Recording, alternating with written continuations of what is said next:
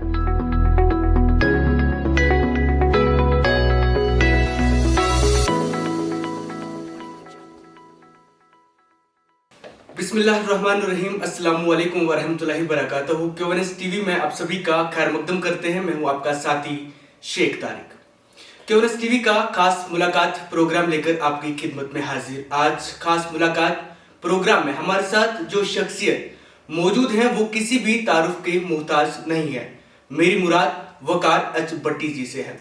आप हमेशा इनको टीवी चैनल्स पर या सोशल मीडिया पर देखते रहते हैं और हमेशा इनकी वीडियोस वायरल देखने को मिलती है। हमेशा ये जो है लगातार जम्मू कश्मीर जो भी होता है उस पर ये हमेशा बयान देते रहते हैं। सबसे पहले तो वकार जी आपका खैर मकदम करते हैं क्योंकि टीवी में। शुक्रिया सर। सबसे पहला सवाल आपसे रहेगा, अगर बात की जाए जम्मू कश्मीर की, जहां पर सबसे पहले कश्मीर में इस तरह के हालात थे कि कहीं ना कहीं इनकाउंटर्स शुरू हो जाते थे और अब वही देखने को मिल रहा है पीर पंचाल में, जहां पर पीर पंचाल में इस साल पहली जनवरी से लेकर अब तक जो है काफी इनकाउंटर्स हुए, काफी जानें चली गई। क्या कहना चाहेंगे आप? जैसे कि आपने बोला कि कश्मीर में ऐसे हालात होते थे, तो पीर पंजाल भी कश्मीर का ही हिस्सा है। तो अब पीर पंजाल में ऐसे हालात है। पीर पंजाल में कुछ सालों के लिए हालात ऐसे नहीं थे। अगर हम 2005 के बाद बात करें खासकर, तो 2005 के बाद हालात वहाँ पीसफुल रहे और 2005 के बाद और 2019 तक हालात वहाँ बिल्कुल ठीक रहे थे। कोई भी वहाँ बुलेट नहीं चला, किसी की जान वहाँ नहीं गई। लेकिन ख़ासकर 2019 5 अगस्त के बाद वहाँ 36 लोगों की जानें गई हैं, जिसमें 9 सिविलियंस हैं और तकरीबन 25 से ज़्यादा सेना के जवान हैं। बिल्कुल। अब ऐसे हालात में भारत सरकार की रिस्पॉन्सिबिलिटी बनती है और जवाबदेही बनती है कि जो भारत सरकार दुनिया भर में शो ऑफ करती है रियासत कश्मीर के लिए, जम्मू कश्मीर के लिए, कि जम्मू कश्मीर में सब अच्छा है, सब बेहतर हो गया है, वहाँ पीसफुल रियासत आज हो चुकी है। अब तो G20 भी ये करा रहे हैं। तो ऐसे हालात में भारत की सरकार को इसका जवाब देना चाहिए और भारत के मीडिया को इसके ऊपर चर्चा करनी चाहिए कि वो एरिया, रियासत जम्मू कश्मीर का वो एरिया पीर पंजाल, जो तकरीबन 15 साल से एक पीसफुल रियासत हो चुकी थी, 15 साल प्लस पीसफुल रियासत हो चुकी थी। पीसफुल पीर पंजाल 2 डिस्ट्रिक्ट वो ऐसे पीसफुल हो चुके थे। हाँ, उसमें जम्मू भी आता है, डोडा किश्तवाड़ में भी ऐसे हालात हैं। तो वो एरिया जहाँ 15-20 साल से एक भी बुलेट नहीं चला और आज उन जगहों पे भी इस तरीके के साथ कत्लेआम होने लग गया। और ख़ासकर उसमें अगर बात करें हम आर्मी की सेना के जवान, जो अब 10-15 दिन में 10 सेना के जवान मारे गए, उससे पहले सेना के जवान मारे गए, सिविलियंस रजौरी डांगली में मारे गए। तो भारत सरकार इस पर खामोश है और भारत सरकार ने इसके ऊपर भी एक भी ज़रा रिएक्ट नहीं किया। खासकर इन 15 दिनों में 10 सेना के जवान मारे गए हैं और नरेंद्र मोदी का ट्वीट नहीं आया। वकार जी, अगर बात करें जिस तरह से आपने भी कहा, पीर पंचाल जो है एक अमन शांति का इलाका रहा है। आखिरकार इस जो पीर पंचाल में हालात हो रहे हैं, जिस तरह से पहले कश्मीर में था, पीर पंचाल में देखने को मिल रहे हैं, आखिरकार इसका जिम्मेदार कौन है? भारत सरकार। अगर आज पीर पंजाल में 2019 5 अगस्त के बाद 35 से 36 सिविलियंस और सेना के जवान मारे गए हैं, तो उसकी जवाबदेही तो भारत सरकार की बनती है ना। रूल तो भारत सरकार यहाँ करती है। यहाँ की सरकार अपॉइंट किया हुआ जो गवर्नर है, जो LG है, वो भारत सरकार का है। यहाँ की एजेंसियाँ, यहाँ DGP सब भारत सरकार के हैं। तो जवाबदेही इनकी बनती है कि आखिर क्यों सेना के जवान मारे जा रहे हैं। अब अगर जी आगे बढ़ते हैं, अगर बात करें, आपने कहा कि 5 अगस्त के बाद जो हालात खराब हुए, जब 5 अगस्त को दफा 370 और 35A हटाया गया था, उसके बाद आपका एक बयान भी सामने आया था जिसमें आपने ये भी कहा था कि मैं तब तक जो है पाँव में जूता नहीं लगाऊंगा जब तक जो है दफा 370 वापस नहीं आएगा। ना ही दफा 370 वापस आया और अभी तक जो है आपने भी ऐसा दफा 370 और 35A के ऊपर आवाज उठाना बंद कर दिया। इसके ऊपर क्या कहना चाहेंगे आप? मैं एक जम्मू कश्मीर का वाहिद इंसान हूँ मैं कि जिसने नेशनल लेवल के ऊपर, जंतर मंतर के ऊपर 370 की बात की। अगर आप 370 के टाइम की तमाम वीडियो क्लिप उठा के देखेंगे, वो नेशनल लेवल के ऊपर या रियासत के ऊपर या दुनिया भर में, अगर किसी का नाम होगा काउंटर करते हुए भारत की सरकार को और ये बताते हुए कि ये गलत हो रहा है। अगर जम्मू कश्मीर में से, तो जम्मू कश्मीर में से एक ऐसा एक्टिविस्ट था, ना कोई उसमें पॉलिटिकल पार्टी थी, ना कोई एक्टिविस्ट था उस दिन, क्योंकि कुछ तो कैद हो गए, तो कुछ तो वहाँ होने के बाद भी नहीं बोलना चाहते थे। और मैंने वो लड़ाई लड़ी। उसके बाद मैं 17 दिन के बाद खुद जेल बंद हो गया। फिर हमने जेल में जूते उतारे, जो इनजस्टिस होता है, जो हमारा वायलेशन होती है, जेलों में जो लोग हैं, अफसा है, PSA है, जो भी जम्मू कश्मीर के में हो रहा है, काले कानून हैं, इन तमाम को ख़त्म करने के लिए मैंने शूज़ उतारे। और वो शूज़ आज भी मैं नहीं पहनता हूँ। आज हो गए उसको तकरीबन 3 साल हो गए। तो 3 साल से मैंने शूज़ नहीं पहने हुए, तो उसका मतलब मेरी लड़ाई अभी भी है और बोलता भी हूँ। और शूज़ ना पहनना ये दुनिया को दिखता है कि मैं उस लड़ाई को कभी भी बंद नहीं कर सकता। खाली मेरी कोई यानी कि 370 के लिए लड़ाई है। मेरी लड़ाई है जो कश्मीर में आज दिन तक 72 साल से हो रहा है, उसके ऊपर मेरी लड़ाई है। वकार जी, साथ ही में एक बड़ा सवाल भी है। जिस तरह से कहा जाता है कि जब भी भारतीय जनता पार्टी को हिंदुस्तान में एक अमन को हटाने के लिए कोई जरूर चीज होती है, तब जो अवैसी जो है एक बयान देता है। अवैसी के बयान के बाद जो भारतीय जनता पार्टी को वहां पर जो एक अच्छी जो है टक्कर मिल जाती है। अवैसी के बयान से भारतीय जनता पार्टी वहां पर मकबूलियत हासिल कर सकती है। वहीं पर जहां हिंदुस्तान में अवैसी काम कर रहा है, वहीं पर जम्मू कश्मीर में भारतीय जनता पार्टी को सपोर्ट करने के लिए वकार भट्टी ऐसे बयान देते हैं। पहली बात जो है ऐसी बातें करते हैं, वो दुनिया के सबसे बड़े जाहिल होते हैं, समझे। आपको एक हथियार जानना पड़ेगा। हमारी सिख बरादरी जो है ना, पूरे भारत में 1 से 2% के बीच में है। और 1 से 2% के बीच में सिख अगर बरादरी अपनी बात मनवाती है ना दिल्ली से, वो इसलिए बनाती है क्योंकि इत्तेहाद में है और उनका लीडर एक है। पंजाब में कभी भी बिना सिख के कोई CM नहीं बनता, चाहे वो किसी भी पॉलिटिकल जमात का हो, हमेशा सिख ही आएगा। 2% आबादी ने प्रधानमंत्री भी दिया भारत में, मनमोहन सिंह। 2% आबादी जिनकी सिख की है, उसका आर्मी का चीफ भी रहा सिख, उनका चीफ जस्टिस भी सिख रहा। लेकिन अगर मुसलमानों की बात करूं, 15% से ज़्यादा आज के टाइम 2011 के सर्वे में तो 14% था, आज तकरीबन 20% मुसलमान भारत में है। तो भारत के 20% में मुझे एक लीडर ऐसा बता दीजिए कि जो प्रधानमंत्री बना, जो चीफ जस्टिस बना इंडिया, या जो आर्मी का चीफ बना है। कोई नाम ऐसा है आपके पास? आपके पास नहीं होगा उसका। और या वो कोई इंसान जो उस लेवल पे पहुंचा हो और उस सियासत में बहुत बड़ा एक ओहदा रखता हो, उस नहीं पहुंचा, क्योंकि उसको हम लोगों ने पहुंचने ही नहीं दिया। जब भी कोई मुसलमानों की बात करता है, हम उसको कहते हैं मोदी का सपोर्टर। भाई मुझे एक बात बता देना, आप भाजपा और संघ में अगर आप पढ़ोगे ना, तो नरेंद्र मोदी या योगी आज के टाइम, वो अपनी कौम के इतने बेहतरीन लीडर हैं ना, अपनी कौम के, क्योंकि उनको पता है कि हमारी कौम को आज क्या चाहिए। वो बोलते हैं हमें 370 खत्म करना, वो करते हैं। वो बोलते हैं हमें राम मंदिर बनाना, हम वो करते हैं।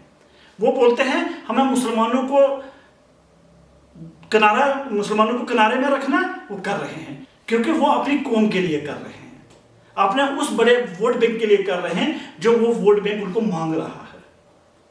अगर उस हक में एक मुसलमान, चाहे आप ऐसी की बात की या मेरी बात की आपने, तो अगर वो अपने मुसलमानों के हक की बात करता है, तो मुझे कोई RSS का बोले या जो मर्जी बोले या किसको क्या बोलना है, मैं ऐसे जाहिलों के ऊपर ज़्यादा टाइम अपना वेस्ट नहीं करता हूँ, क्योंकि मैं मुसलमान कौम की बात करता हूँ। जो सेकुलरिज्म की बात करते हैं ना, अब्दुल्ला मुफ्ती, या इससे पहले कांग्रेस में बाहर बड़े बड़े नेता मुसलमान रहे, उनको ये पूछ लेना आप कि बीजेपी ने, मोदी ने, योगी ने अपनी कौम के लिए बहुत कुछ किया। तुमने अपनी मुसलमान कौम को सेकुलरिज्म का गाना सुना सुना के सिर्फ गोली, पैलेट्स, PSA, UAPA दिए। अगर तुमने मुसलमानों के लिए कोई जिंदगी में बेहतर काम किया तो एक बता दो। अगर बात की जाए, कुछ ही वक्त पहले महबूबा मुफ्ती भी पुंछ जाकर जो हमने शिवलिंग पे गए, वहां पर उन्होंने वो जिस तरह से पूजा करते उस तरह से किया। उसी के बाद फारूक अब्दुल्ला की कुछ वीडियोस वायरल हुई जिस तरह से वो पूजा कर रहे हैं। इसको लेकर आप क्या कहना चाहेंगे? किस तरह से पहले वीडियो आ चुकी है इस पे ऊपर, मैंने महबूबा को बोला था कि तुम माफी मांगो, ये गैर इस्लामी है। असली में ये काम जो था, ये उलमाओं का काम था, मुफ्ती लोगों का काम था। लेकिन वहीं जब कोई महबूबा मुफ्ती फारूक अब्दुल्ला जैसा ये काम करता, तो तमाम उलमा के मुंह में ताले हो जाते हैं। ऐसे हालात में जब महबूबा मुफ्ती पूजा करती है शिवलिंग की, तो मैंने खुद वीडियो बनाई। जब किसी उलमा ने वीडियो नहीं बनाई, मैंने कहा कि महबूबा मुफ्ती को माफी मांगनी चाहिए कौम से। तो भाईचारे में, भाईचारा अलग चीज है, भाईचारा कीजिए, लेकिन भाईचारे के लिए इस्लाम में बताया गया तरीका। वगर भाई वक्त भी बहुत आखिरी सवाल रहेगा आपसे। अगर बात की जाए जिस तरह से आप सोशल मीडिया हो या फिर टेलीविजन हो, जहां पर आप एक ऐसे भड़काऊ भाषण देते हैं, किसी न किसी कम्युनिटी के खिलाफ जाता है। कुछ वक्त पहले भी आपने एक बयान दिया था जिसमें ये कहा था कि बच्चे जो है, मुस्लिम बच्चे स्कूल में ला इलाहा इल्लल्लाह मोहम्मद रसूलुल्लाह पढ़े और हिंदू बच्चे जो है वो राम राम जय श्री राम जो भी पढ़ सकते हैं। आप क्या कहना चाहेंगे, ये जो बयान देते हैं उसके बाद भी आपके ऊपर कोई कार्रवाई नहीं होती है? अगर और कोई लीडर, अगर और कोई सोशल एक्टिविस्ट ऐसी बातें करे, उसके खिलाफ कार्रवाई हो? पुलवामा के स्कूल में श्लोक पढ़ाया गया, शायद मुझे अभी याद नहीं है, तो वो श्लोक पढ़ाया गया था और जिसमें रघुपति राजा राम, शायद ऐसा श्लोक था। तो वो श्लोक पढ़ाया गया पुलवामा के एक स्कूल में। तो तब डिबेट शो था हमारा, तो उसमें मैंने ये बोला था कि आप कौन होते हो कि छोटे छोटे बच्चों को श्लोक पढ़ाने वाले? वो मुस्लिम बच्चे हैं। तो अगर आप स्कूल में नहीं, उन्होंने बोला जी स्कूल में अगर पढ़ाएंगे तो इसमें क्या प्रॉब्लम है कि स्कूल में अगर हम गीता पढ़ाएंगे तो इसमें दिक्कत क्या है? तो मैंने बोला कि आप गीता पढ़ाएं अपने लोगों को, अपने हिंदू बच्चों को। आप मुसलमान बच्चों को क्यों गीता पढ़ाना चाहते हैं भाई? आप मुसलमान बच्चों को श्लोक क्यों पढ़ाना चाहते हैं? तो कश्मीर में अगर पुलवामा में मुसलमान बच्चे हैं, छोटे छोटे बच्चे हैं, आप उनको अगर पढ़ाना है तो क्या ला इलाहा इल्लल्लाह में क्या प्रॉब्लम है? वो तो उस धर्म से हैं, उनके माँ बाप उस धर्म से हैं, वो तो मुसलमान है, वो तो मोमन है। तो आप मोमन के जबान पे ये डाल रहे हो कि तुम श्लोक पढ़ो, ठीक है? ऐसे ही अगर मैं मान लो करजोरी में या हमारे जम्मू में एक हिंदू स्कूल है, तो जाके मैं हिंदू बच्चों को कहूँ नहीं बच्चों तुम स्कूल में आज के बाद सुबह सुबह पहले ला इलाहा इल्लल्लाह मोहम्मद रसूलुल्लाह पढ़ा करो, तो आपको पता है मेरे साथ क्या करेंगे? ये उसी दिन मुझे सूली में लटका देंगे। ये हमारा भारत का आइन, जो इस भारत का आइन है ना, इंडिया का संविधान है, वो आपको अपने धर्म पर जीने की आजादी देता है, अपने धर्म को अच्छे से पढ़ने की, प्रकट करने की आजादी देता है। आइन कहता है कि मुसलमान जो है, मुसलमान अपने धर्म के किताब को अच्छे से फॉलो करे, प्रकट करे, हिंदू अपने को करे, सिख अपने को करे, क्रिश्चियन बुद्धिज्म अपने को करे। ये कौन सा तरीका होगा कि आप हमारे बच्चों को आगे इस तरीके के पाठ पढ़ाओगे? और दूसरा एक और छोटा सा मैं ऐड कर दे, तो आपने बोला मेरे पे एफआईआर नहीं होती। कश्मीर में सिर्फ मेरे पे एफआईआर होती है, मैं जेल में जाता हूँ मेरे भाई, अभी तक शायद आपको पता नहीं है। कश्मीर में एक भी टीवी डिबेटर जो टीवी नेशनल टीवी पे जाके बात करते हैं, नेशनल, बड़े खुले लफाज में बोल रहा हूं, नेशनल टीवी में कश्मीर में, खासकर मैं 2010 के बाद बात करूंगा, 2010 की बात 2010 के बाद, और मैं 2015 से टीवी पे आया हूं, तो मैं अगर 2010 के करूं या 2015 के बाद ही चलो करता हूं। 2015 से जब से मैं टीवी पे हूं, और उस टाइम से जितने भी टीवी चैनल पर जाते हैं, वो चाहे किसी पॉलिटिकल पार्टी के प्रवक्ता हो या एक्टिविस्ट हो, एक भी टीवी डिबेट में जाने वाला आदमी जेल नहीं, एक पर्चा भी उस पर नहीं लगा। और वकार भट्टी के ऊपर 6 पर्चे लगे और 6 महीने की जेलें काटी हैं। वो भी सडिशन। आप एक सोशल एक्टिविस्ट हैं, क्या आने वाले वक्त में आप मुस्तकिल में किसी पार्टी के साथ ज्वाइन होंगे या नहीं? मेरा एक बिलीव है, एक हर इंसान का एक पॉलिटिकल बिलीव होता है, ठीक है? उसके आइडिया होता है, उसके थॉट्स होते हैं। मेरा एक बिलीव है जम्मू कश्मीर के लिए, अपनी रियासत के लिए है। मैं उस बिलीव से बाहर नहीं जा सकता। अगर मैं अपने बिलीव का मर्डर कर दूंगा ना, तो मैं ना एक्टिविस्ट रहता हूं, ना मैं कोई सियासतदान रहता हूं, मैं एक नंबर का धोखेबाज हो जाता हूं। मेरा बिलीव ये है कि जम्मू कश्मीर जो हमारी जम्मू कश्मीर जो रियासत है, वो रियासत 1947 से जो पहली थी, उस रियासत को मैं मानता हूं, जो आज टुकड़ों में बटी हुई है, जो उसके उस पार मतलब पाकिस्तान के पास है, चाइना के पास है, या इधर एक लद्दाख भी बना दिया। तो जब मेरी रियासत के 5 टुकड़े थे ना, 5 टुकड़े थे, मैं उस रियासत को जोड़ने के लिए काम करता हूं। उसके बाद मैं पीस के लिए काम करता हूं कि यहां को गोली ना चले, यहां हिंदू मुसलमान सिख ईसाई की जान ना जाए, किसी बेगना की जान, कीमती जान ज़ाया ना हो। मैं इस तरह काम करता हूं कि बेगना लोगों को जेलों में बंद ना किया जाए। मैं इस तरह काम करता हूं कि पीएसए, यूएपीए, अफसा जैसे जो ब्लैक लॉ है, इनको खत्म किया जाए। मेरी ये लड़ाई है, मेरी ये जंग है, और ये मेरा बिलीव है, ठीक है? और जब मैं अपने बिलीव हटा के किसी पार्टी को ज्वाइन करता हूं ना, तो मैं उसके आइन के अंदर, उसके संविधान के अंदर काम करूंगा। मान लो यहाँ कितनी पॉलिटिकल पार्टी, जिस भी पॉलिटिकल पार्टी में आप जाओगे तो आपको फिर अपना बिलीव का मर्डर करना पड़ेगा। ट्रू? जब आप अपने बिलीव का मर्डर करते हो, अपने विचारधारा का, अपने थॉट्स का मर्डर करते हो, तो मुझे नहीं लगता कि वो इंसान सियासत के काबिल है या वो सियासत करने की औकात रखता है। क्योंकि वो अगर आज कोई एक्टिविस्ट कहता कि कल तक, मैं अभी आपको बता देता हूँ, कल तक 2016, 17, 18 तक जो पाकिस्तान का झंडा उठा के कहते थे कि हमको क्या चाहिए जी, आज़ादी, कोई कहता था कश्मीर बनेगा पाकिस्तान, आज वही लड़के लाल चौक पे हिंदुस्तान का तिरंगा लेके पाकिस्तान को गालियां देते हैं, और कल तक वही लड़के पाकिस्तान का झंडा लेके हिंदुस्तान को गालियां देते थे।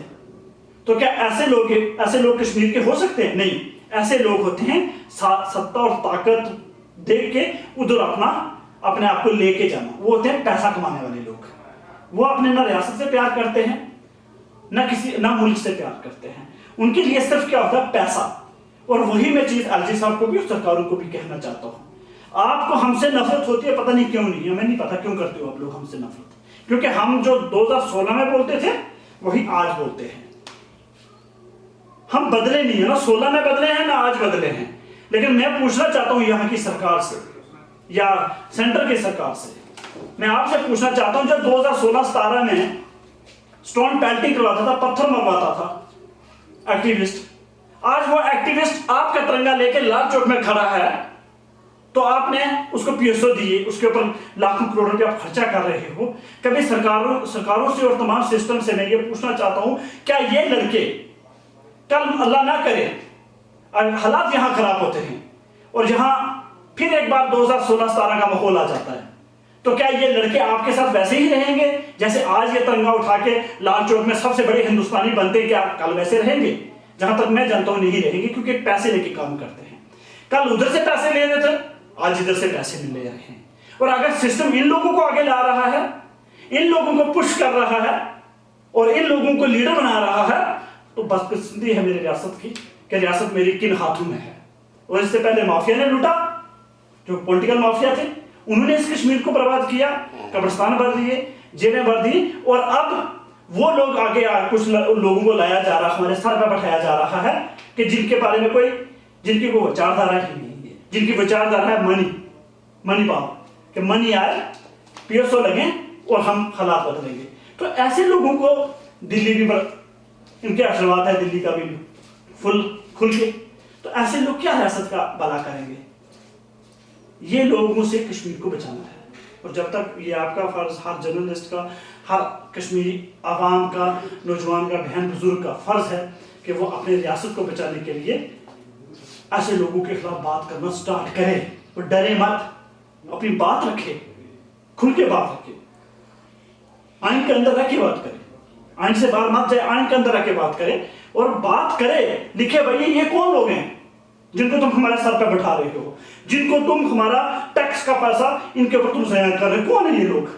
अगर एक इंसान जिसको जम्मू कश्मीर नहीं, उसके घर के लोग नहीं जानते, लेकिन उसके पास 20 पीएसओ है, 20 हमारे सिक्योरिटी जवान, जो पुलिस नौजवान है, पुलिस के नौजवान जिन्होंने पढ़ाई की, ट्रेनिंग की, पढ़े लिखे लड़के, 20 उनकी सुरक्षा करते हैं, और जिसकी सुरक्षा करते हैं उसको घर में अम्मा भी नहीं जानती। कल तक वो स्टोन पेल्टिंग का लीडर था, कल तक वो पाकिस्तान का झंडा लहराता था, और आज आपने हमारे जम्मू कश्मीर के हुनहार, वो जो बेचारे पुलिस वाले मेहनत करके आते हैं, वो 20 पुलिस वाले आपने आगे पीछे और गाड़ियां दे दी उनको। मतलब ये बेइज्जती है उन पुलिस वालों की भी, कि जो पढ़ लिख के जॉब करते हैं और कल उनको उनकी रक्षा करनी पड़ती है, जिनका ना ईमान होता है, ना कोई जमीन होता है, जो पैसों का कल उधर आज इधर काम करते। बहुत शुक्रिया बात करने के लिए। नाज़रीन, थे हमारे साथ खास मेहमान आज के खास मुलाकात प्रोग्राम के वकारत भट्टी, जिनका आपने बाखूबी सुना भी, इन्होंने क्या कुछ कहा, और आने वाले वक्त में और भी खास मुलाकात प्रोग्राम में हम और भी गेस्ट लेके आएंगे। फिलहाल के लिए इतना दीजिए इजाजत, अपने साथी शेख तारिक को खुदा हाफिज।